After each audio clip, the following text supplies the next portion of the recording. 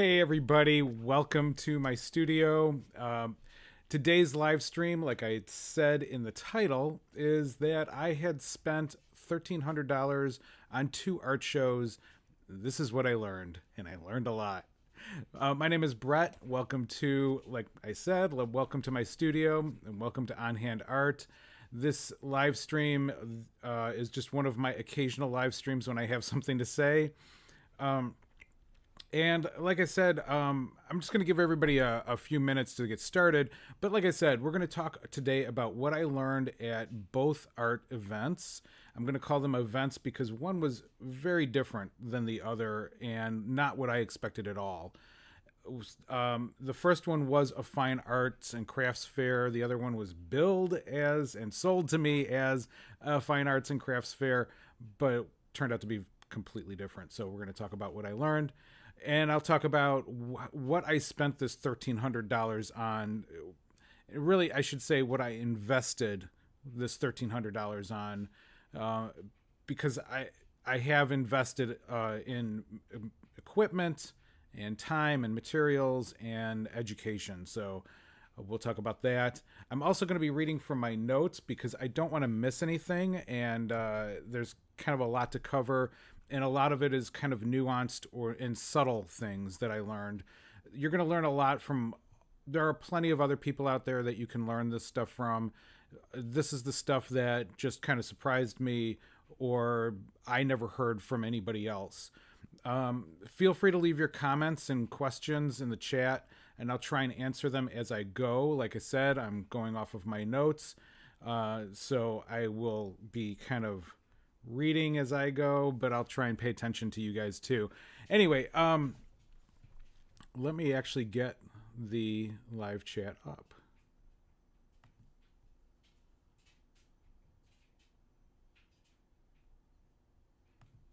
If I can find it.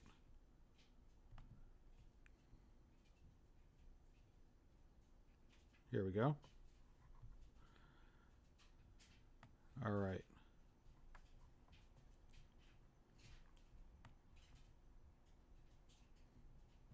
All right. There we go. All right. So the first thing I want to talk about is what I spent. I think it's the biggest question, but I think there's better questions and more answers I can give you as we go. So the first question I'm sure you all are wondering is, what the heck did you spend $1,300 on?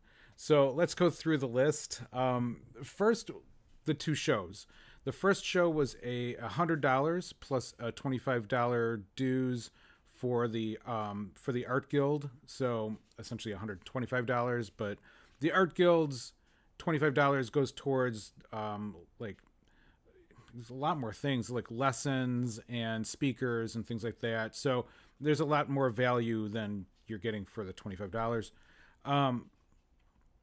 Then the second show was $325 for 2 days. So the first show was basically a half day. It was from 11 to 5. The second event was Friday evening, and then Saturday basically all day. So $325 total. The tent that I got, I actually found it on sale, and I found it on HomeDepot.com for $185. It's actually a surprisingly nice tent. It's a kind of a mid-weight. I wouldn't have it out in a storm kind of thing, but for art shows, even overnight, it was great. And I'll share that information with you later.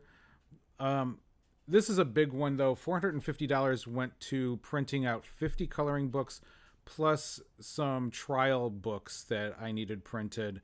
And I ended up using those trial books in the events for like letting the kids color and things like that. So it's kind of a draw to the tent. So they didn't go to waste. They were just very expensive. The rest of my accessories, and I'll talk a little bit about this, the tent weights, the banner, a meal, miscellaneous supplies for like picture hanging things and other stuff like that. That was another $310, about $310-ish. So there was that. The banner was $30, and you're going to find that banners are not that expensive. And it was actually $30 because tax and shipping. It wasn't $30 on its own. And that was for a 1 by 8 foot banner. Shop around. You're going to find, like I said, the similar prices everywhere. So just shop around and find out what's best for you in your area. I ended up attaching the banner to the tent using heavy duty Velcro. And I sewed the Velcro onto the tent, and then I sewed the other half onto the banner, obviously. And that way I can take it on and off for events that don't allow banners. And since there's going to be Velcro permanently attached to the tent, I just rotate the top of the tent so you just don't see it. So not a big deal. So all told, about $1,395 ish. So depending on what you consider expenses. So if you don't consider the meal an expense towards the event, that's fine. I made the mistake of buying food from a food truck for the second event. So I ended up bringing my own food for that the second day. So, you know, your mileage might vary, I guess, is what I'm saying here. And I will talk about these tools more later. So stay tuned for that. And like I said, I just finished, these were 2 back-to-back art events, art shows, weekends. The first one was on Sunday. The second one, like I said earlier, was a Friday and Saturday event. And the first one was truly a fine arts and crafts fair. So let's talk about that one first before we get into the second one, obviously. The second event, like I said earlier, was sold to me as an arts and crafts event, not fine art, just an arts and crafts fair. And it turned out to be a vendor fair. And there's a huge difference. And I'll talk about that, obviously. I learned a ton about that. And I learned a ton about vendor fair audiences. And I will talk to you about the one narrow case where I think an artist could benefit from a vendor fair. That's not my art. So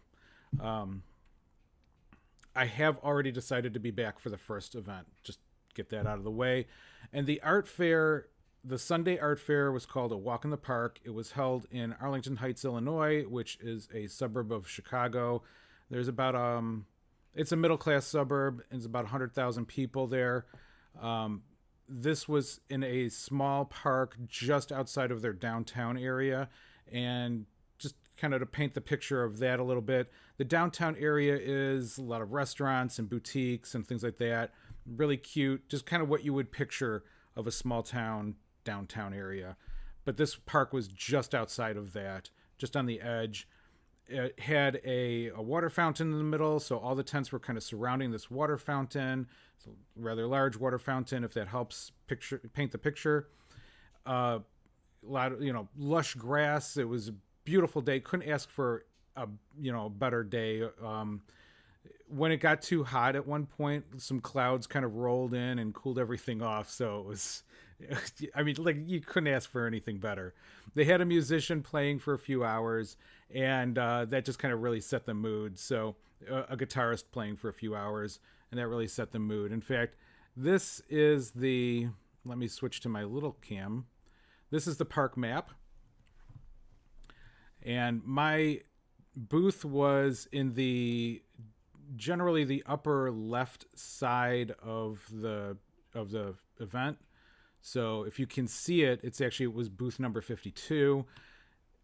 And like I said, the people that put the event on, the Art Guild people, were doing such a great job.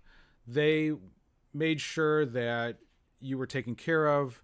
They knew that this was my very first event, so they came by just to check on how I was doing specifically, and helped me arrange my booth direction orientation, because it turns out that the park district had actually modified the park after this map had been produced. So we had to move they had to move some of the tents.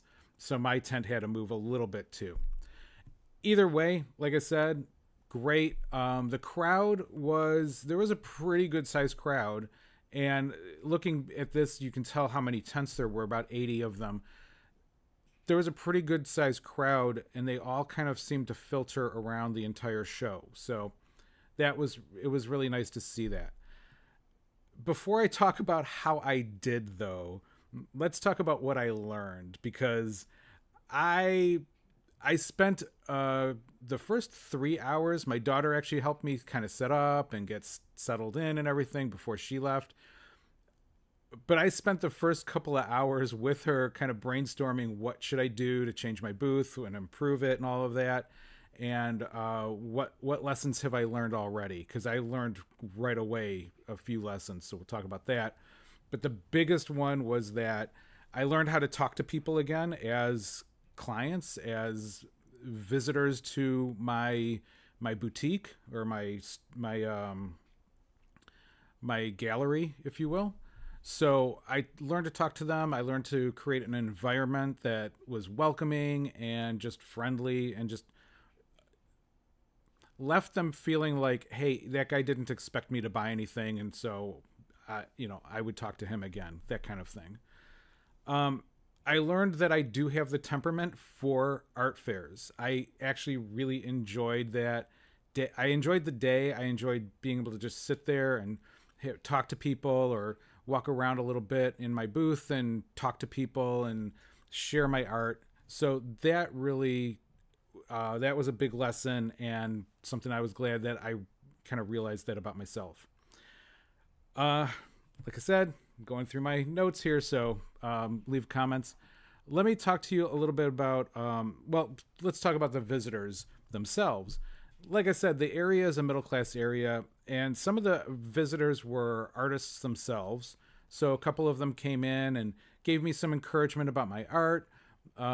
It didn't sound like platitudes at all to me. It sounded like they were being actually kind of brutally honest. So, but it turned out to be good news. They, really liked my art, and a couple of them gave me some tips on other events that I might do better at.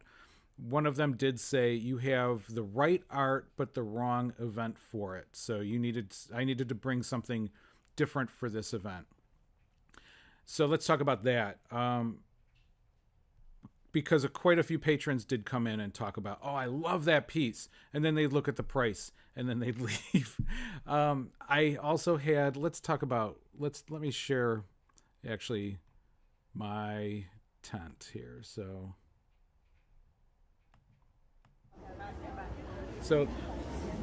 my daughter didn't realize I was videoing this, so just ignore her. She tried to hide in the back so nobody would see her for me. But anyway, what I had learned earlier before I got there was to hang something up in the front of the tent that's going to grab people's attention as they're walking by. So I got three pieces that would help them, would grab their attention as they walked by either direction, and then they would be able to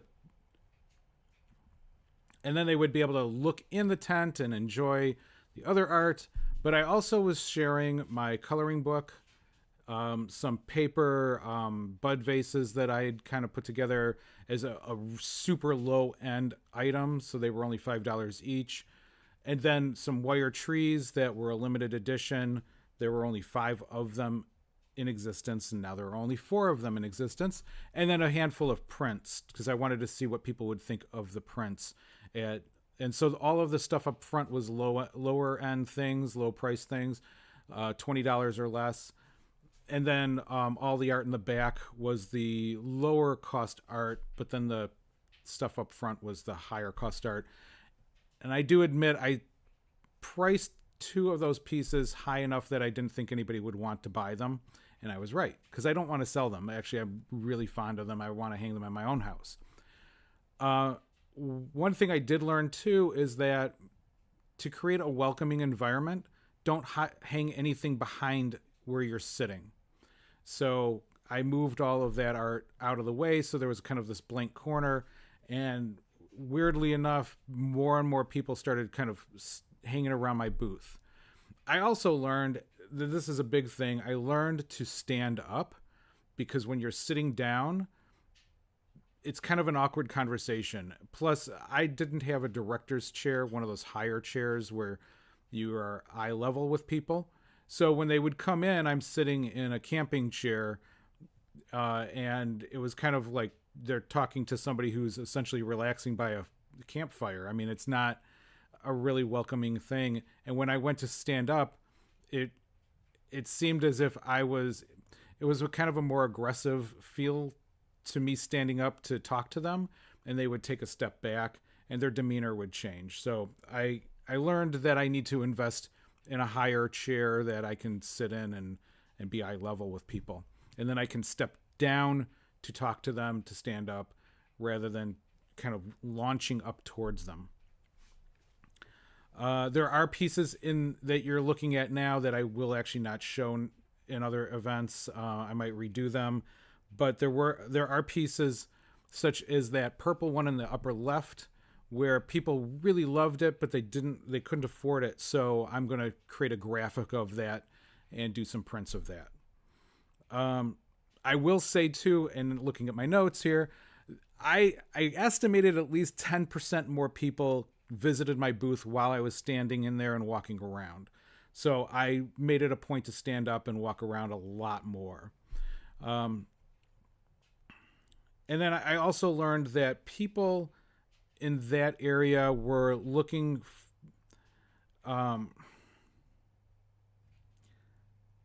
they were looking for lower priced things. Middle class people in the US, if you're not from the US, have to be careful with their money. They have plenty of money if they're careful with it. The second they stop being careful with it, they run out of money quickly. They're paying on credit cards and things like that. So most people are working to be very careful with their money, and they're not going to come in and buy even a $250 painting. And so you need to find the area that's going to support your art at the prices that you are charging. So that's what I learned from a walk in the park. Let's talk about how I did.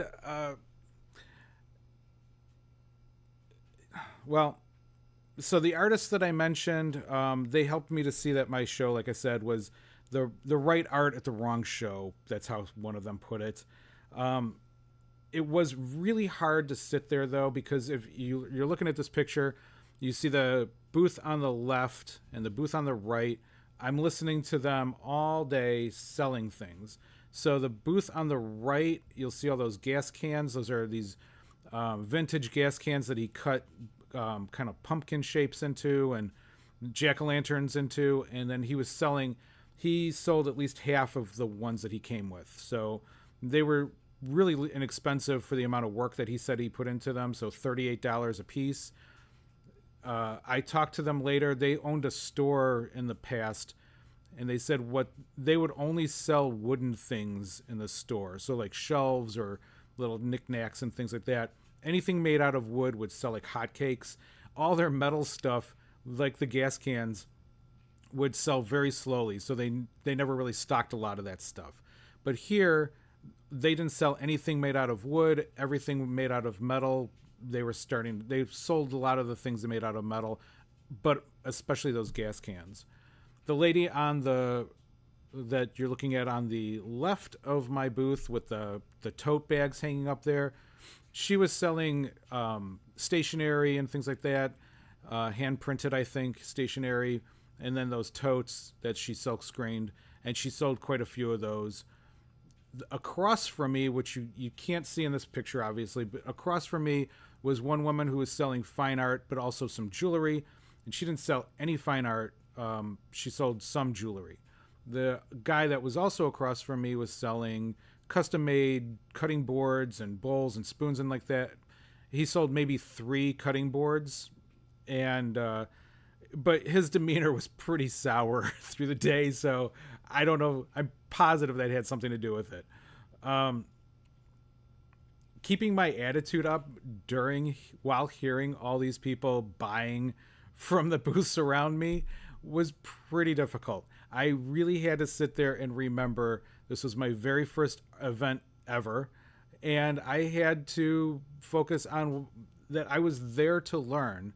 It was $100 to enter. It was a juried entry, so that means that my art at least passed the jury pool, and I learned a lot. So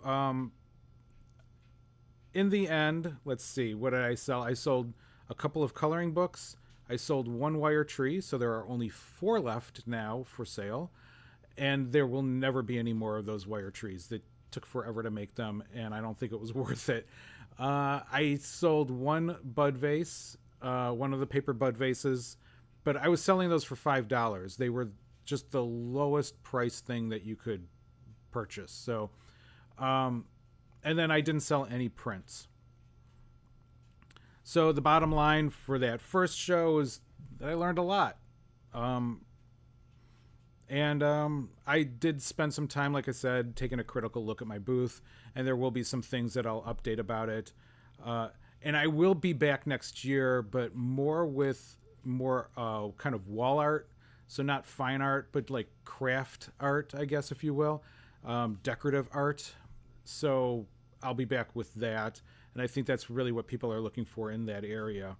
And it will be lower priced things. So probably in the $48 range to $70 something range.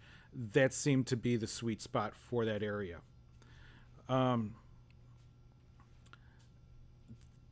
Let's see. One of the things that I will say is that, and I wish I had thought of this when I was for this event, is, well, we'll talk about the equipment later. Actually, but yeah, we'll talk about the equipment later and how I got in and out. Setting up for this event took about 45 minutes to an hour, even with my daughter helping me. It was, again, my first time setting this whole thing up. We'll talk about the setup and tear down and all of that, the equipment to do that, and those sandbags that you're seeing there and why I chose them. But let's move on to the next show, which was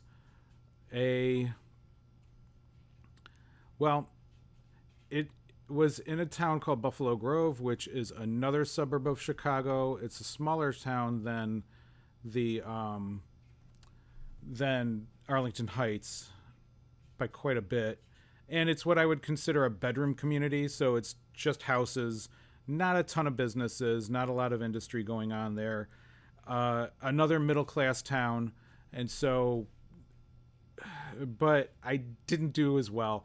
And I was told that this was an arts and crafts fair, and I knew that it wasn't a fine art fair. So I only brought my coloring books, my wire trees, and some prints. And well, let me walk you through the booth. So you see the ground there; they just replanted it. This is a fairground kind of area, so they replanted the grass, but it's just being trampled all the time. I put up, and then this is the event, the main event that people are coming for. Not very good music this time, but whatever. Anyway, and my booth faced both the entrance of the vendor fair. I'll talk to you about why I call it a vendor fair, and the picnic area for where all the food was being served. And people could walk through my tent to get from one side to the other, which brought a ton of traffic. And in the end, the music was loud, but I could still hear people talk in my booth, which was fine. It was a light crowd both days, which I thought was weird. It was Friday was a good sized crowd for a Friday, and Saturday was a lousy sized crowd for a Saturday. And it was a carnival atmosphere. So let's talk about what I learned and how I did. I sold absolutely nothing both days. I got a ton of interest from everybody from adults to little kids coming in to color or to talk about the wire trees, or actually, and then two ladies came in that said that they were interested in a bulk purchase of the coloring books for their business. One was and I don't want to get this right, a memory care center where I guess it's for Alzheimer's or dementia patients. And she said that the books would, worked really well for them. So that was a possibility thing. And, and I'll talk about this in a second, but the second lady never really said what she did. She didn't really give me a chance to kind of talk with her. She just asked for a card, but she said she was also interested in a bulk amount of the books. And I said, and the thing to me is that you make your own luck. So while I haven't heard back from either of those people, and I probably never will, you just want to approach these things with a positive attitude and just positive expectation, and what happens happens. Again, I wanted my booth to be a welcoming environment for people, just so that they knew that I existed. Unfortunately, this was just a $325 promotion that seemed to lead to nothing. And I definitely won't be back to this event. Now, the reason I didn't sell anything is that the crowd coming to this event found, when they got there, a bunch of painters, some lawyers, chiropractors, people like that, basically handing out business cards and tchotchkes, so like pens and buttons and stickers and stuff. And you come to my booth and I'm like, oh no, I'm selling stuff. If you want to color, you can color. And then that was it. So not exactly a good fit for this environment, for this event. And to the point that I had one lady come in my booth and go, pens, where are your pens? Aren't you giving away pens? And I said, no, I'm not giving away pens. If you'd like to color, you can use your pens to color. She goes, no, I just need pens. And then she left. So, there was that. That's the worst that happened. I thought that was hilarious. It left me laughing. The thing about it though is I ended up closing up early and leaving because the second day, because I realized right around 3:00 that I wasn't going to sell anything. Nobody was going to buy from me, and I had better things to do. So it wasn't that I was having a bad attitude, although I was having a bad attitude. By the time I got to my car, I had a bad attitude. I let it out. What for me, it was more so that it was a waste of my time, and I should have scoped it out before I signed up for this thing. But I was so excited to sign up for events, and I had promised myself that this year I was going to sign up for events, so I signed up for events. So let's talk about the important things, the tools that allowed me to load up the car and all this. This is actually, let me scroll down in my notes because I'm paying attention to my notes. You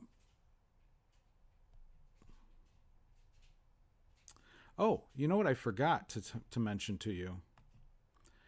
There's only one narrow thing about this event that I would say would work for an artist. If you have a studio where you do custom paintings, custom work, maybe it's photography, maybe it's custom paintings of people's pets. I have no idea. You might want to promote here for, one day or something like that. Hand out business cards, hand out samples, whatever. That's kind of the only thing that I could think of that would be a good fit for an artist. And like I said, you might think I was upset about the lack of sales, and yes, it's kind of a yes and. Yes, I was upset, but it gave me a lot of time to think. So we'll talk about what actions I will be taking from here on out for next year.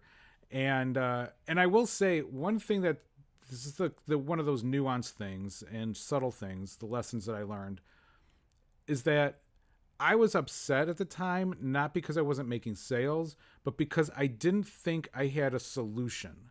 So it wasn't until I took some time to kind of relax and think it through that I had kind of started coming up with some ideas of what to do and started changing things in my booth, that I really started to relax and feel better about the situation and have a better attitude. And I did do a retrospective for a few days after the event, and came up with a few actions. So you'll be seeing a lot of those changes. I'm not going to necessarily do a video about them, maybe eventually, but you'll start seeing some changes in my videos, in my focus for Five Pebbles and for the channel On Hand Art. One thing that you probably saw already is that I launched my 6 Rules ebook. So that's a free ebook. And in the launch video, I do mention that it's the companion to the coloring book, but it's also something that you can use throughout your whole art career. All right, so now for what the equipment I used, or some of the equipment I used. One is, like I said, this cart earlier. It kind of gave you a sneak peek. This cart is the Costco 3-in-1 wagon, and it folds down flat. So I never used it as a two-wheeler like I always used it as a fold down flat, and then you can fold down this foot. So the reason I'm showing you this is because there are other ones out there that the foot does not fold down, and that makes it kind of useless. You can't really fit anything on it. And for that, I would use these adjustable bungees or some of these cheap ratchet straps to hold everything on there. So that's the cart, and let's talk about the tent. So this tent, again, $185, and it says 1 minute setup, which is a load of crap. It does not take a minute. It takes, look, if you're super fast, maybe 5 minutes, but this is about a 7-8 minute setup. It does come with all the 4 walls. It comes with, like, 2 of the walls have windows. It's nice. It's lightweight for its size, and it's 10 by 10. It's lightweight for its size. It comes with wheels on the bag. Everything folds in there. It's great. So I'm really thrilled with it. Going back, and let's talk about the tent weights. I ended up going with just, where is it? I ended up going with just sandbags, and I bought the bags themselves on Amazon, and I bought tube sand, which is meant for the back of your truck. And I just went to the big box store and got tube sand and put the entire tube of sand in these bags. I didn't take the sand out of the tube. I just put the whole thing in there. It keeps it nice and clean, and it's easy to kind of transport on the two-wheeler or on the wagon. The final thing I want to say is that your attitude, bringing a good attitude to an event, is key to not only your mental health, but also to sales. And when you do make that one sale, that sale kind of just, that excitement can help spark a better attitude and more energy. But the energy and attitude you put in in the first place really kind of produces that sale. And people buy from people. They're not going to buy because they like your art and you have a bad attitude. They're not going to buy from the guy across from me that was selling cutting boards and his arms crossed and kind of frowny face. They didn't buy from him until, I think his wife actually, I'm pretty sure that was his wife, kind of gave him a smack in the arm, and he kind of started smiling and loosening up. I don't think that was a coincidence that he started making a couple of sales after that. So that's what I've learned. I want to thank you all for joining me today, and I will put this together as a shorter video and share it out with you all. I will also put a list in the description for the tools and equipment that I have. And I will say also, there's actually a lot of better lists out there, more comprehensive lists. This wasn't meant to be that comprehensive. So there, if you go to rafiandklee.com, they have a bunch of great materials and lists and things like that you can use for setting up your booths and getting ready for all of that. So that's pretty much it. Like I said, I want to thank you all, and I want you to, if you have any questions, leave them if you have any questions, leave a comment after this video is live. And if you'd like to know any more about the equipment and things like that, let me know. All right. I think that's it for now. I went through all of my notes, so I guess it's only a half an hour. It wasn't an hour today. All right. Well, I'll talk to you all later. Thanks again for joining, and bye.